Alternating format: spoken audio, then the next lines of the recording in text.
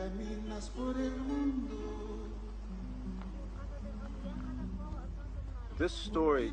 Este relato está impregnado por una emoción que raya en el desaliento, por la indiferencia del mundo contemporáneo respecto al pasado. Y este sentimiento es como una sutil opresión. No nos perdamos, no nos olvidemos de los que se han ido antes, porque sin conocerlos a ellos, ¿cómo puede usted saber quién es? En 1532, la oscuridad envolvía un continente entero. En pocos días, el mayor imperio de esa época se desmoronaba cuando 170 conquistadores irrumpieron en la historia de América.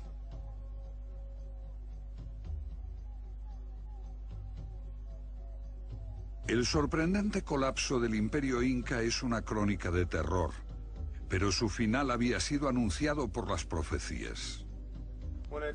Cuando empecé a estudiar la historia del Imperio Inca, me sorprendió que solo existiera durante menos de un siglo, antes de ser destruido por los conquistadores españoles. Más sorprendentes fueron las circunstancias que rodearon a la desaparición de este gran imperio.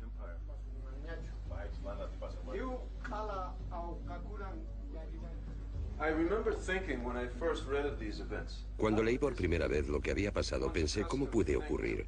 Uno está acostumbrado a pensar en el destino como algo más etéreo. Al final, supe que el destino de los incas estaba escrito en las estrellas.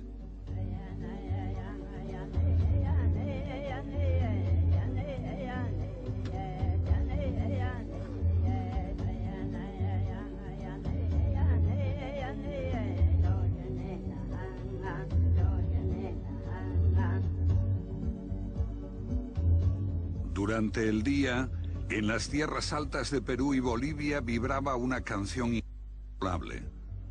La tierra herida clamaba por sus labradores perdidos desde las terrazas rotas en las colinas abandonadas hasta la desolación del altiplano. Es la Pachamama, la Madre Tierra.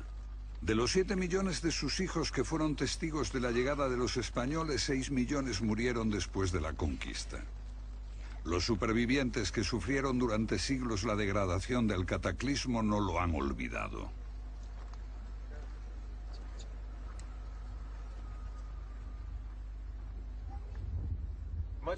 Mucho de lo que sabemos sobre el Imperio Inca proviene de los cronistas españoles. Los incas no habían desarrollado la escritura y muchos piensan que solo tenían una idea muy vaga de su propia historia. Pero nada más lejos de la verdad. Para situar su propia historia en el río del tiempo, los incas crearon sus propias embarcaciones, los mitos. Esta idea es discutible. Hay ruinas y trozos de cerámicas que pueden mostrar el firme avance del hombre desde las cavernas. Pero hay quienes creen que nuestros antepasados pueden haber sido más antiguos y distintos de lo que la arqueología oficial está dispuesta a aceptar.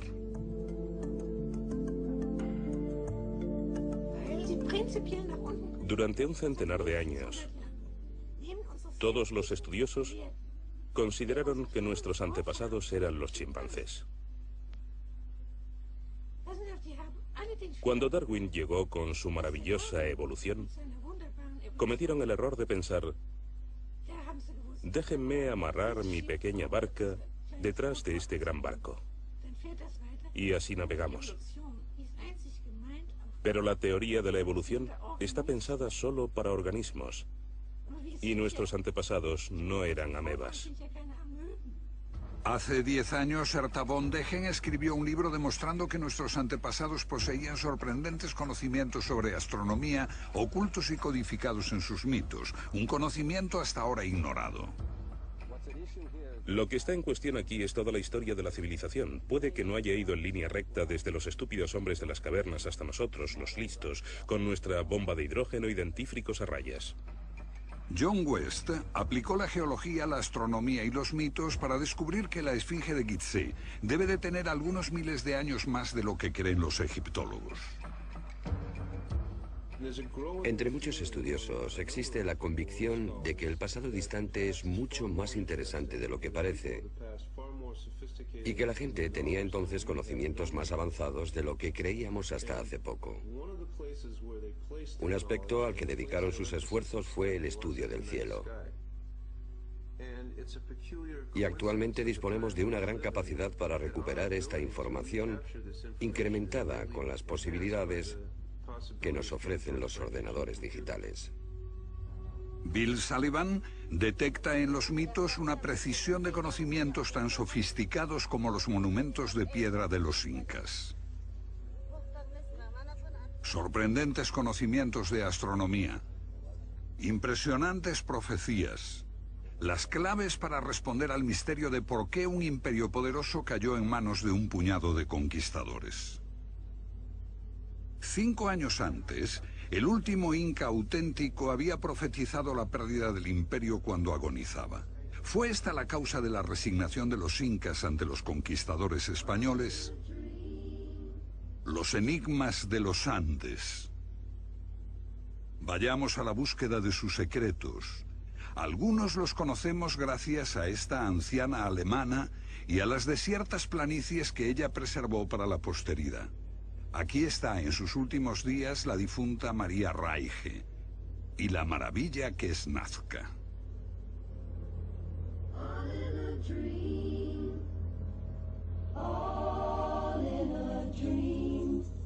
Un desierto cubierto de inmensas líneas y figuras muy antiguas.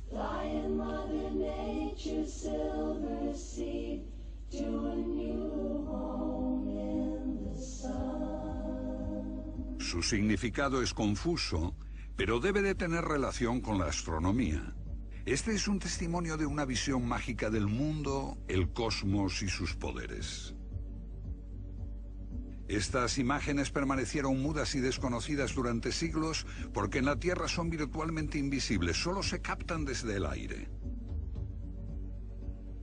El mono representaba la llegada anual del agua. El milagro de la vida para ese pueblo del desierto era anunciado por la aparición de esa constelación. Una enorme fortaleza destaca sobre Cuzco, antigua capital de los incas. Forma la cabeza de un puma con la ciudad debajo, que es el cuerpo del puma. Y esto solo es visible desde el cielo. Pero si el mundo entero cree que el desierto de Nazca es único, se llevará una sorpresa. El día del solsticio, cuando el sol está en el extremo norte o el extremo sur, en junio o en diciembre, el 21 de junio, el sol del solsticio ilumina las montañas del Valle Sagrado. Aquí, el investigador peruano Fernando Elorrieta descubrió una pirámide con una base 28 veces más grande que la Gran Pirámide de Gizeh, diseñada para permanecer invisible. Las líneas marcan los solsticios de junio y diciembre y también los equinoccios, el 21 de marzo y el 21 de septiembre. La pirámide solo puede verse desde las montañas. De ninguna manera es posible comprender que estamos sobre probablemente la pirámide más grande del mundo. Esta es la ventana donde ingresa la luz del sol en el amanecer de junio 21. Es un inmenso reloj de sol y de la eternidad. Los andinos no tratan de dominar a la naturaleza, sino de vivir en total armonía con una de las geografías más diversas del mundo. Lo fundamental fue crear, diseñar testimonios que vincularan al hombre con el cosmos. Y solo las personas especializadas, no las personas profanas, podían comprenderla. Los secretos de una élite de sacerdotes y de nobles. El 21 de junio se reunían aquí para contemplar un puma que aparecía en el solsticio, hasta que los españoles le cortaron la cabeza.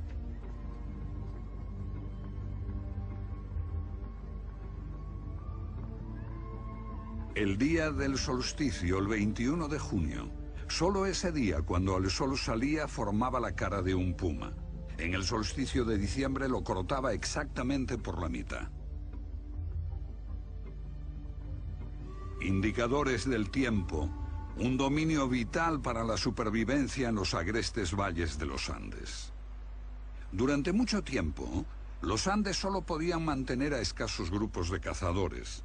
Los cultivos eran muy precarios en las deslumbrantes altitudes, atravesadas por el viento y las devastadoras heladas. Las selvas amazónicas lo asfixiaban por un lado y el océano y el desierto más seco del mundo por el otro.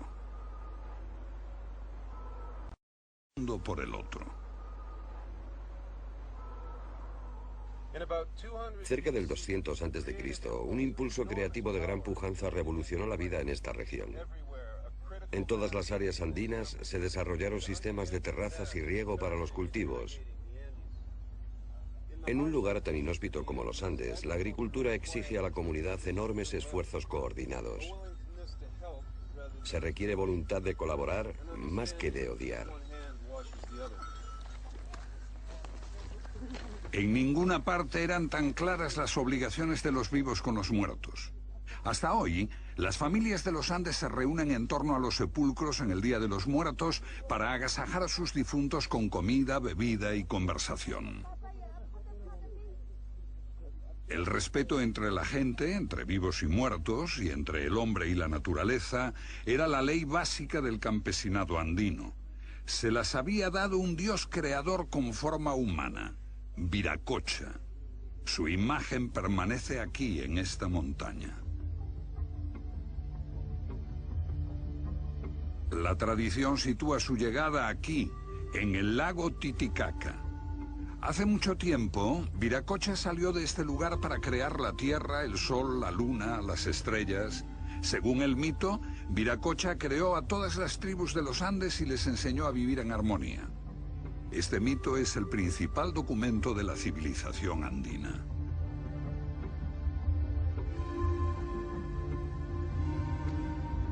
Cada tribu poseía un lugar propio llamado Pacarina.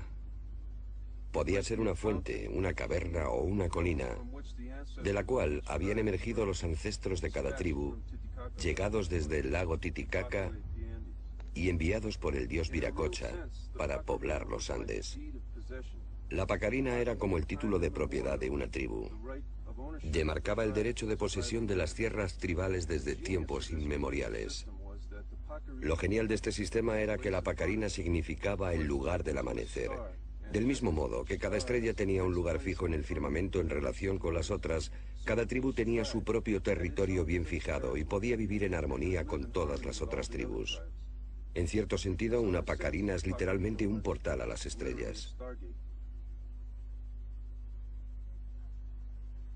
Aquí, en la cúpula del cielo, están escritas las formas de pensamiento de la civilización andina. De noche, resplandece un firmamento de brillo inmaculado. Aquí está la Vía Láctea, una banda brillante en el cielo centellea con tal intensidad que su gran espiral de polvo interestelar aparece con asombrosa nitidez. Oscura e insondable. Estas nubes negras reciben el nombre de llama, cóndor, perdiz, sapo, serpiente, zorro. El zorro y la llama. Imágenes en el cielo nocturno de los Andes que serán cruciales en esta historia y que se reflejaban en sus tierras sagradas. Los incas concibieron de que este valle es sagrado por ser un reflejo en espejo de la Vía Láctea. Por ejemplo, utilizaron las formas de la naturaleza para representar las imágenes de las constelaciones andinas, como el caso de la imagen de la llama junto al pueblo de Ollantaytambo.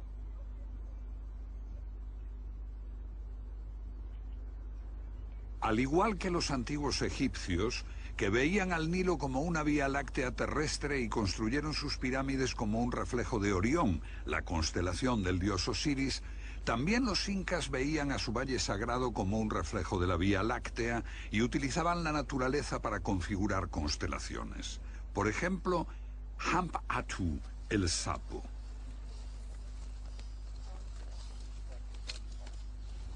Por encima de la ciudad de Urubamba, la forma de un cóndor que salía en el solsticio emprendía vuelo hacia el sol. Aquí en Pisac, la imagen de la constelación del cóndor, con las alas abiertas en actitud de llevar a los espíritus a la Vía Láctea. Para los incas, la Vía Láctea y los días de solsticio eran de suma importancia. Ellos creían que estos días eran un puente que conectaba al mundo celeste con el terrestre. El solsticio de junio era un día de ritual sagrado, porque ese día el sol salía en la Vía Láctea y establecía el puente hacia la tierra de los dioses. Además, en el solsticio de diciembre, al salir por la Vía Láctea, el sol abría las puertas de la tierra de los antepasados, permitiendo que los vivos consultasen a los muertos. El tiempo, marcado por el sol y las estrellas, de su importancia para nuestros ancestros no recordamos casi nada. Hicimos todo para olvidarlo. Tenemos relojes digitales. Y deberíamos saber que la manecilla grande es la luna y la pequeña es el sol. Todo está tomado del sol, la luna y las estrellas. Pero nadie ha olvidado. Esto es Huaylu Ruiti, una antigua montaña sagrada de Perú donde cada año 10.000 personas vienen a recoger agua bendita para sus iglesias cristianas. En los días de Huaylu Ruiti también se conmemora un antiguo rito indio. En el mito occidental, el cazador celestial Orión se enfrenta a la constelación de Tauro, cuyo omóplato está formado por las 7 estrellas de las Pléyades. Una constelación que desaparece durante un mes. Los días previos a la reaparición eran cruciales para los campesinos y su calendario agrícola.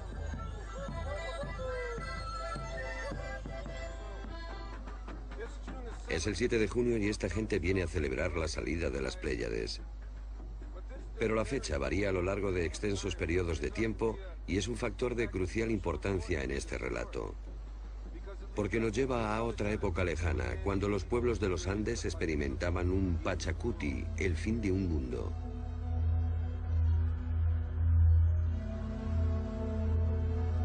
Un Pachacuti, el fin de un mundo. El temor por el Pachacuti y la creencia de que podían verlo escrito en las estrellas es el punto central en la investigación del escritor estadounidense William Sullivan.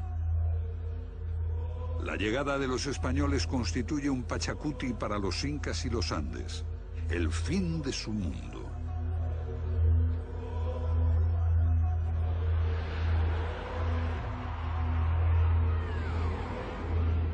Pero antes de eso, hay un mito anterior de inundación y diluvio, una versión andina de Noé y el arca.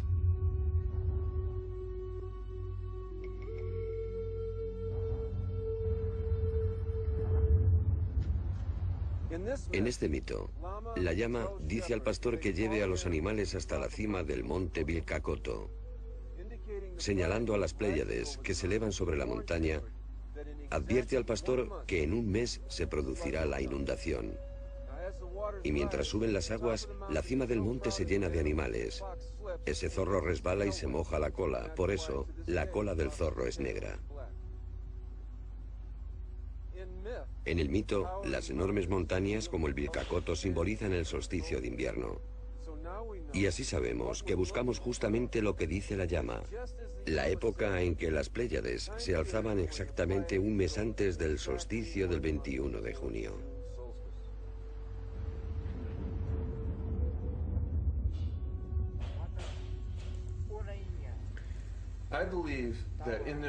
Creo que sus mitos eran un mensaje al futuro y querían asegurarse de que este mensaje sería entendido. Descubrimos que dejaron 2 pistas. Lo que pasaba en el solsticio de junio y en el solsticio de diciembre.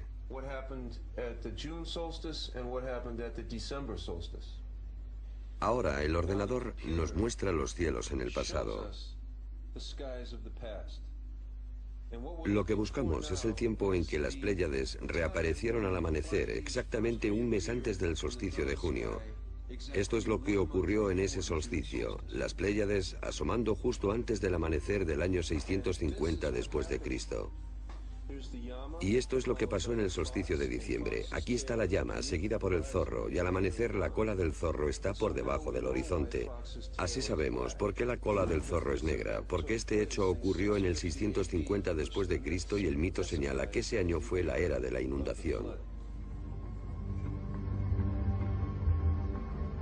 En torno al año 650 después de Cristo ocurrió algo terrible. Por primera vez estalla una guerra a gran escala para gobernar los Andes durante 8 siglos. Si Sullivan está en lo cierto, en torno al año 650 después de Cristo ocurrió algo terrible. Por primera vez estalla una guerra a gran escala para gobernar los Andes durante 8 siglos. Si Sullivan está en lo cierto, los mitos nos aportan 2 claves. ¿Qué pudieron haber visto en los solsticios de junio y de diciembre?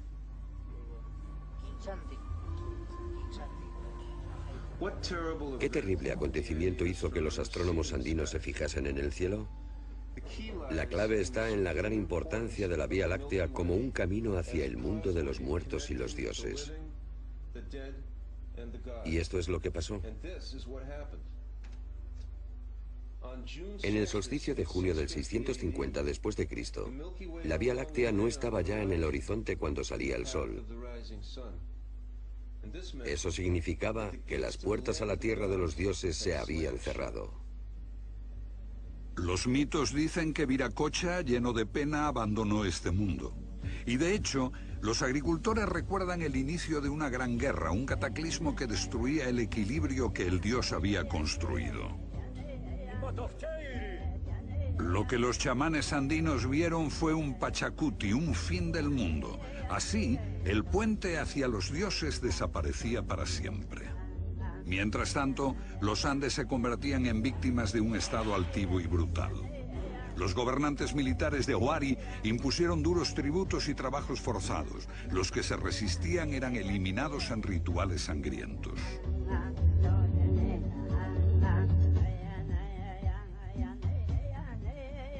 Estas interminables paredes de piedra cuentan la historia de la pesadilla que se precipitó en los Andes.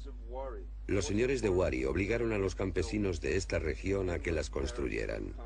Numerosas barracas como campos de concentración, donde los funcionarios de Huari podían vigilar el trabajo forzado, recaudar impuestos y controlar la producción de objetos de lujo.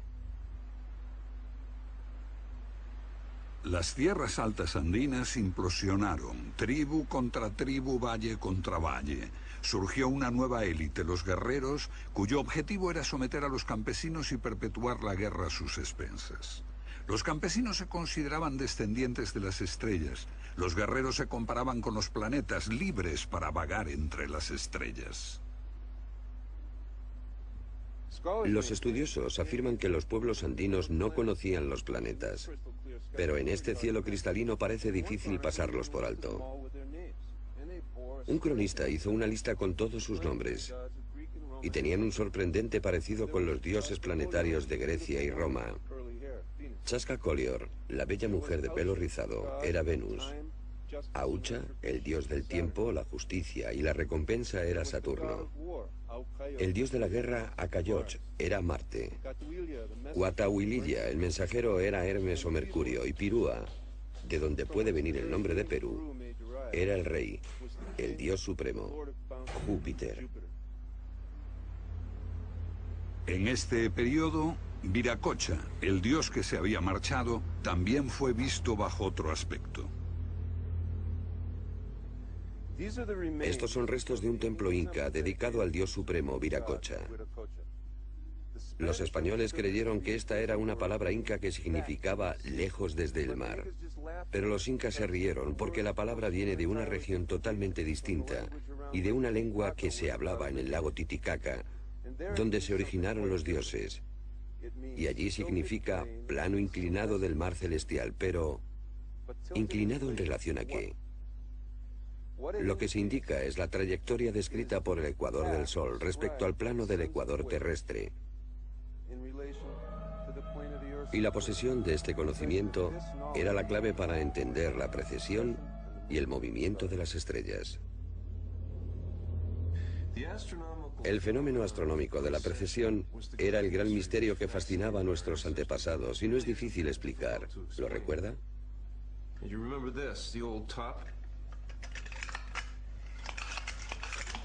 La rápida rotación alrededor del eje es como la rotación diaria de la Tierra. Pero hay un pequeño retraso de esta rotación.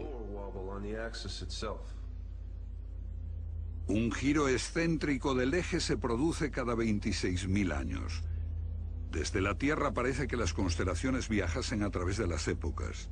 Al aparecer detrás del Sol en su salida, cambian en periodos de poco más de 2000 años. Los conocemos como las eras de Piscis, Aries, Tauro.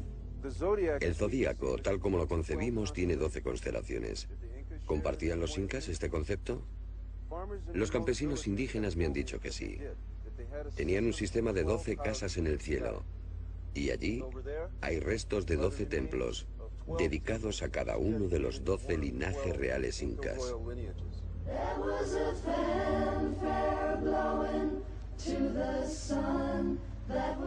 Los símbolos son distintos, pero el significado parece el mismo.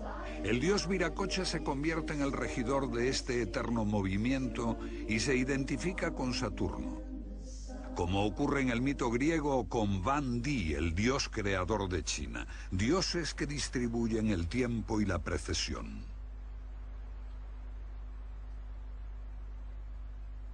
Saturno era llamado el padre del tiempo, porque efectuaba un periodo más largo que cualquier planeta en torno al Sol.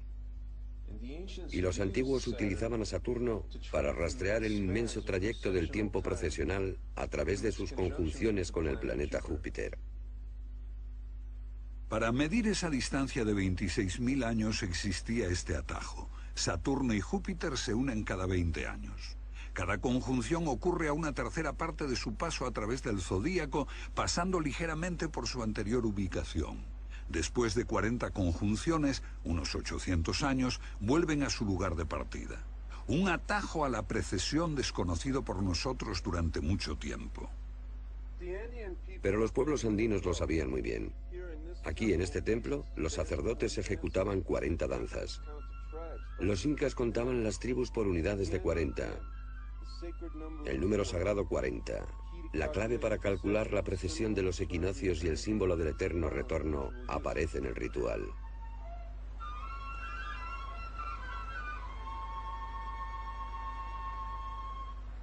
Desde la ciudad de Cuzco se difundían 40 líneas rectas a partir de dicho centro.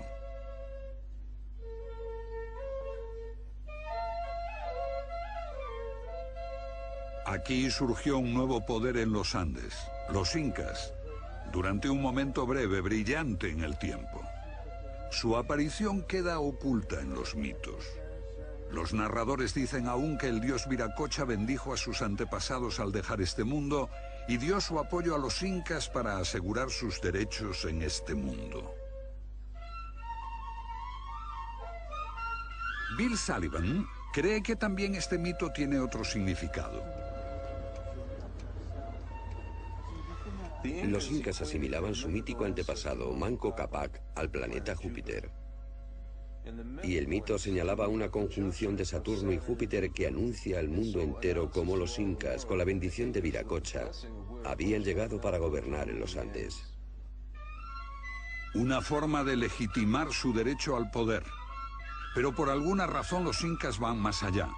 Algo importante sucedió que les hizo empezar a comportarse de un modo muy diferente.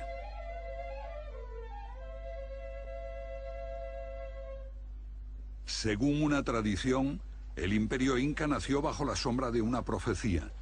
Su origen se sitúa en torno al año 1440, menos de 90 años antes de la llegada de los españoles. Los incas son solo una tribu más entre muchas, y su valle de Cuzco está siendo invadido por un enemigo odioso. Su viejo rey está en retirada, está desesperado, pero no solo por ese ataque enemigo. Dentro de 5 generaciones, dice a su hijo Yupanqui y a sus generales, habrá un fatal Pachacuti, un final de los tiempos, y la totalidad de los Andes será destruida. Pero su hijo, el príncipe Yupanqui, no quiere rendirse, aparta a su vacilante padre y se hace con el mando.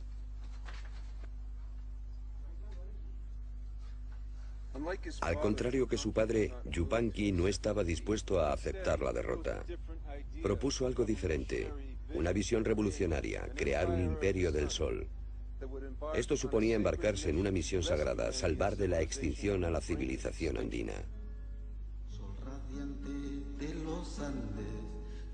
Los cronistas rechazan esto como una fantasía. Pero si esta profecía existió de verdad, su impacto pudo ser un motivo poderoso para explicar qué ocurrió.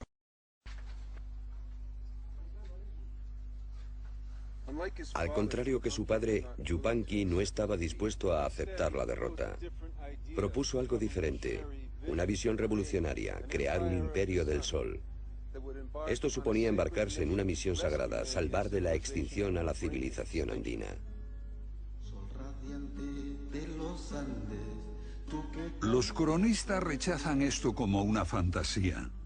Pero si esta profecía existió de verdad, su impacto pudo ser un motivo poderoso para explicar qué ocurrió.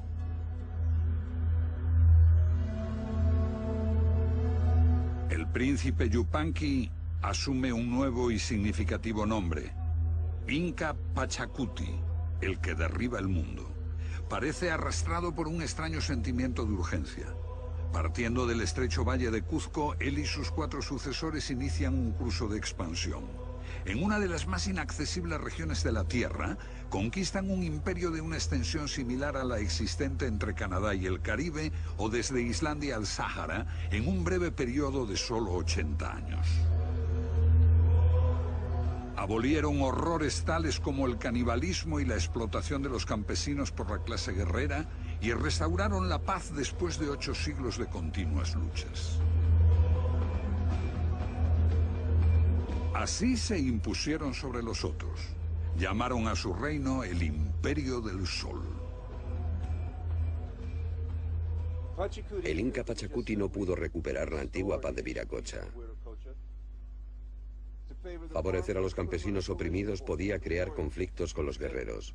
Para evitarlo, ofreció a estos últimos el prestigio de participar en la creación del Imperio del Sol. Y así, la trayectoria de los guerreros se iluminaba con las imágenes del Sol y de brillantes estrellas y planetas. Existía un sentido y un objetivo. En todas las empresas de los incas había un reconocimiento de profunda tristeza, como también un sentido de la belleza y un placer en el riesgo ante la posibilidad de una tragedia.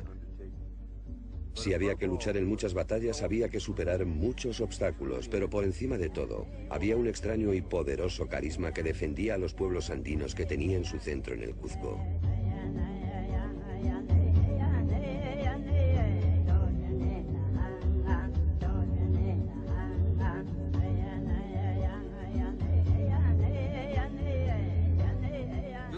Esta es una de las mayores atracciones turísticas del hemisferio occidental, Machu Picchu. ¿Pueden imaginar el aspecto que tenía esta ciudad inca en sus días de esplendor? A diferencia de otros imperios, los incas no malgastaron su talento erigiendo templos profusamente adornados. Por el contrario, construyeron en la tierra. Por todos los Andes, los incas impusieron un férreo sistema donde cada tribu conquistada trabajaba por el bien común. El dinero era desconocido y la propiedad privada estaba severamente limitada. La grandeza se consiguió centrando todas las energías en la construcción de terrazas, sistemas de riego y carreteras.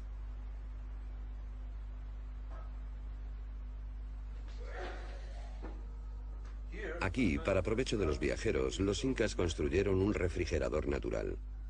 Afuera el sol está en su cenit, pero dentro la temperatura es 20 grados más fresca. El viento sopla en este corredor y se puede ver cómo tallaron repisas. Ponían tablas encima y allí guardaban alimentos. El viento soplaba por arriba y por abajo, refrescando y secando esos alimentos. Al intentar restablecer la armonía de los tiempos de Viracocha, su principal preocupación era la restauración de la magnificencia perdida.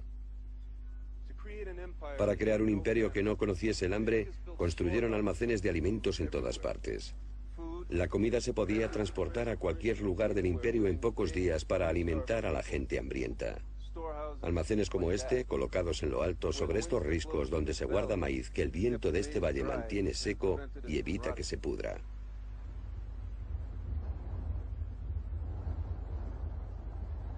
Con el mismo espíritu, los incas trabajaron sin descanso para desarrollar mejores tipos de cultivo. Este lugar, Moray, es una estación de experimentación agrícola y se usaba para adaptar las plantas alimenticias de altitudes más bajas a otras más altas. La planta se cultivaba abajo y cada año se subía un poco hasta llegar a lo alto. Así se preparaban cultivos genéticamente modificados para resistir las condiciones de las zonas altas.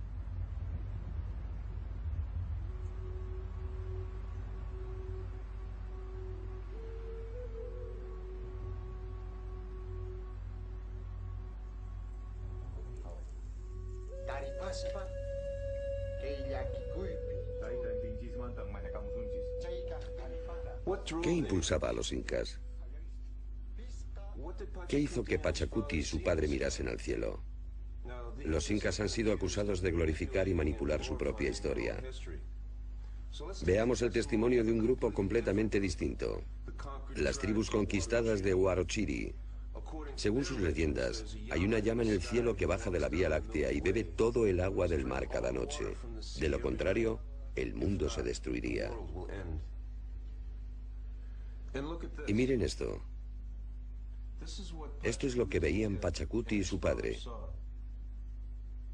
Igual que en el 650 después de Cristo, cuando un zorro se hundía, ahora es el turno de la llama.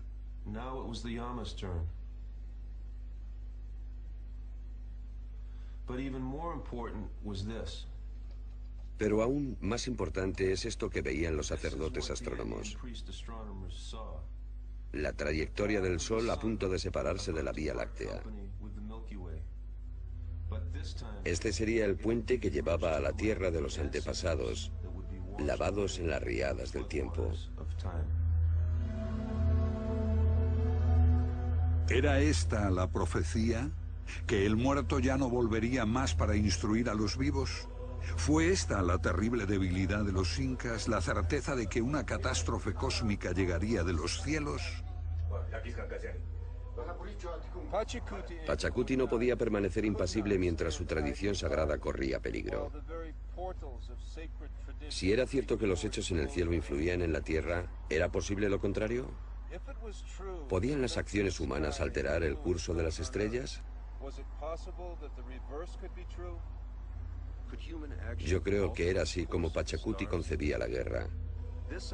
Una guerra contra el tiempo, porque el tiempo era despiadado.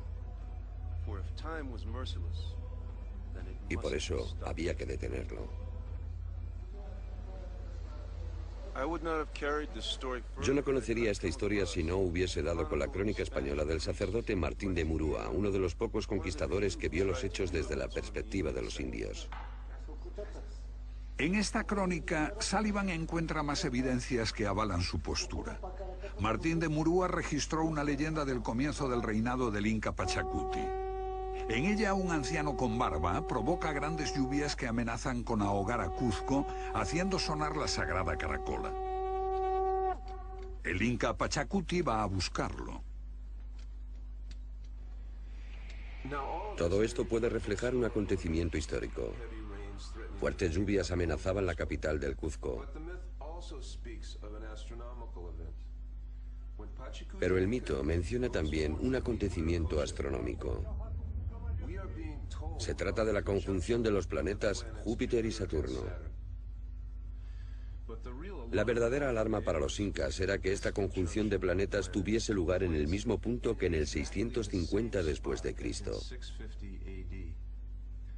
Habían pasado 40 conjunciones y ahora Saturno y Júpiter ocupaban justamente el mismo lugar en el cielo.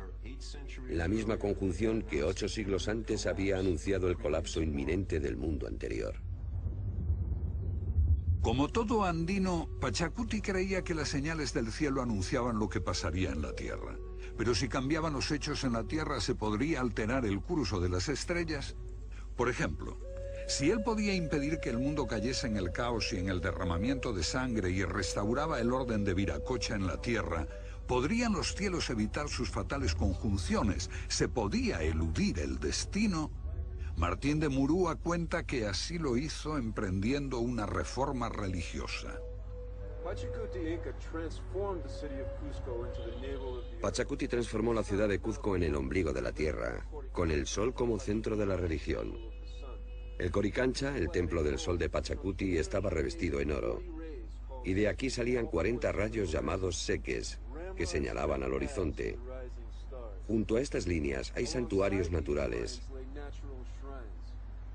Y cada tribu era responsable del mantenimiento de uno de esos santuarios.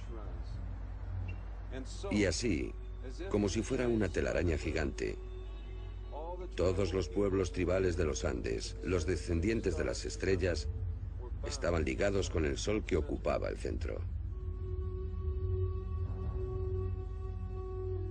Y él instituyó esto, la Intihuatana, que literalmente significa para amarrar el sol. ¿Pero amarrar el sol para qué? Para ligar con la religión solar a todos los pueblos tribales de los Andes. Cada tribu descendía de una estrella propia. Si las estrellas no podían moverse en relación al sol, entonces ellos podían ganar la guerra contra el tiempo.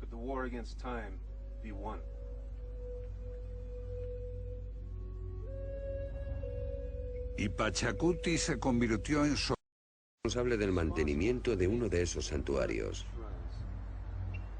Y así, como si fuera una telaraña gigante, todos los pueblos tribales de los Andes, los descendientes de las estrellas, estaban ligados con el sol que ocupaba el centro. Y él instituyó esto, la Intihuatana, que literalmente significa para amarrar el sol. ¿Pero amarrar el sol para qué? Para ligar con la religión solar a todos los pueblos tribales de los Andes. Cada tribu descendía de una estrella propia. Si las estrellas no podían moverse en relación al sol, entonces ellos podían ganar la guerra contra el tiempo.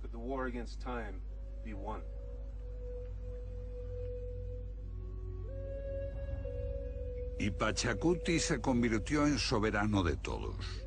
El día del solsticio de diciembre, el día en que el puente hacia los antepasados estaba abierto. Ese día, 10.000 llamas fueron sacrificadas en todo el imperio.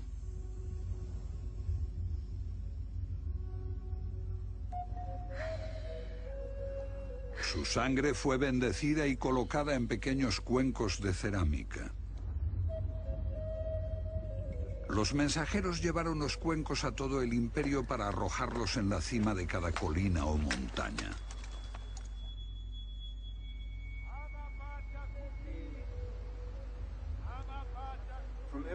De todas partes del imperio, las tribus enviaban delegaciones aquí, a Cuzco. Cada una llevaba 2 niños inmaculados. Algunos de esos niños eran sacrificados aquí, en Coricancha, en el más solemne de todos los rituales, conocido como el Capac Cocha. Todas las delegaciones eran acogidas en Cuzco para la santificación, y desde allí regresaban a su tierra natal con los niños supervivientes.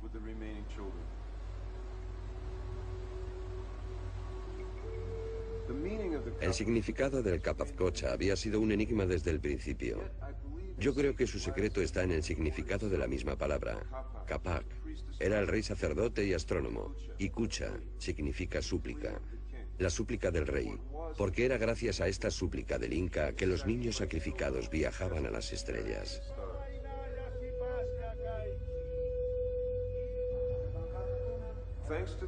Gracias a la crónica del sacerdote Murúa, conocemos ahora las verdaderas palabras de la súplica. Que el sol y la luna sean jóvenes para siempre. Que la tierra siga en calma. Ama Pachacuti.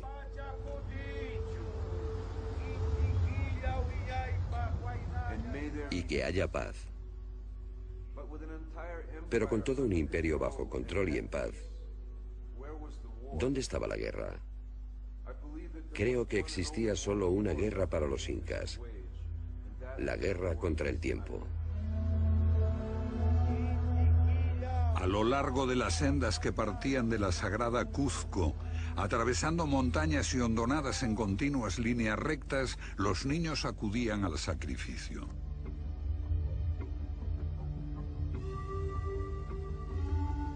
Aún los encontramos allí, acompañados de sus muñecos, pequeños cuyo destino era llevar al cielo las súplicas del mundo. Una resonancia fascinante se estableció entre extremos de horror y belleza. Había que anticiparse e impedir el cumplimiento de la profecía para salvarse de la destrucción. Este fue el secreto de la familia real y de un pequeño círculo de iniciados. Pero este secreto grabado en los muros también era conocido por otros astrónomos. Creo que en México una profecía similar hizo a los aztecas librar su propia guerra contra el tiempo, pero con terror, alimentándolo al sol con decenas de miles de víctimas sacrificiales. Al luchar contra la misma terrible visión del futuro, los incas recurrieron a las aguas del dolor en lugar de a las de la cólera, y así enviaban niños inmaculados como emisarios a las estrellas, emisarios con un desesperado mensaje para abogar por la humanidad ante los jueces del cielo. Este ruego, llevado al cielo por las almas de los niños sacrificados, revelaba el sentimiento de que el Creador había abandonado a su creación.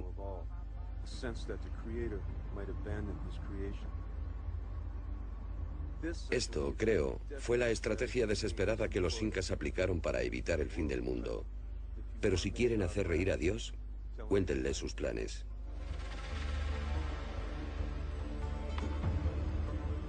...1492, más lejos, hacia el norte, los españoles descubren el Nuevo Mundo. Y poco después, el Imperio Azteca de México, desconocido por los incas, es aniquilado.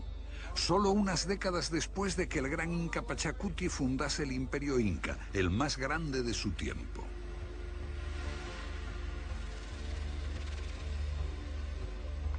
El quinto gran Inca, el último de ellos en gobernar, Huayna Cápac, yace moribundo por una enfermedad desconocida.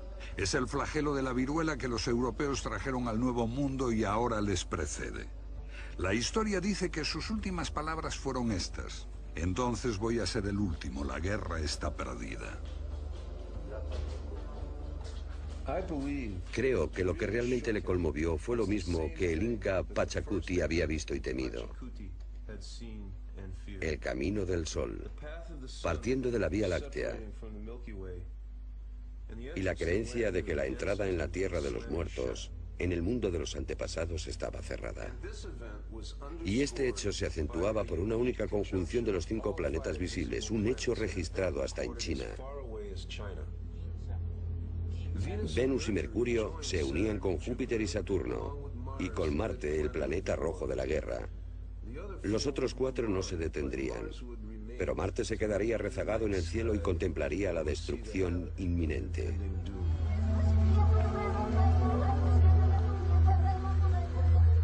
La viruela que mató al último Inca acabaría con la mitad de la población y doblegaría el ánimo de la gente.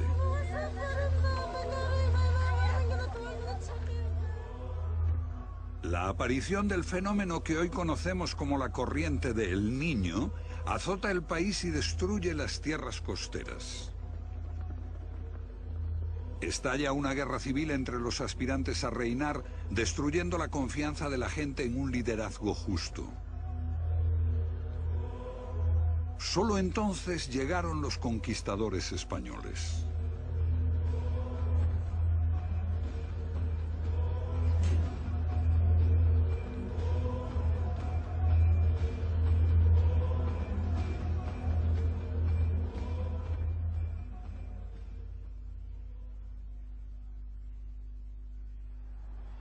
Esto es todo lo que queda del Templo del Sol, el corazón del Imperio Inca. Estos muros estuvieron recubiertos de oro para reflejar los rayos del sol.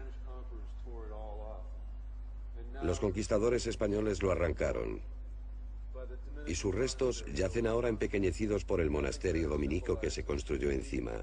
Nada podría simbolizar mejor el efímero brillo y la trágica desaparición del Imperio Inca. To the sun, that was floating on the breeze. Los chamanes andinos fueron aniquilados, torturados, mutilados, golpeados hasta la muerte, desmembrados, quemados vivos. El gran río del conocimiento que fluía por los Andes quedó agotado, reducido a polvo, a una caricatura de sí mismo. Los exterminadores contaban con delatores, hombres pequeños con rencores pequeños, hombres asustados agarrados a las negras faldas de los curas. Mientras la voz de los Andes se silenciaba, lo que quedó fue un legado, relatos deformados por el tiempo, mensajes codificados, mitos.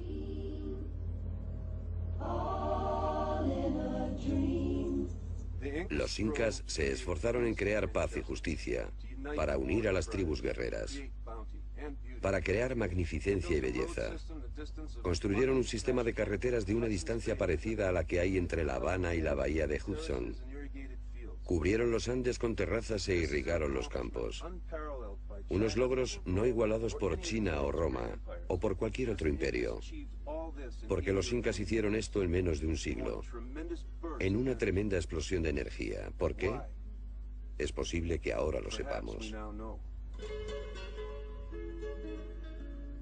Sol radiante de los Andes, tú que caminas por el mundo,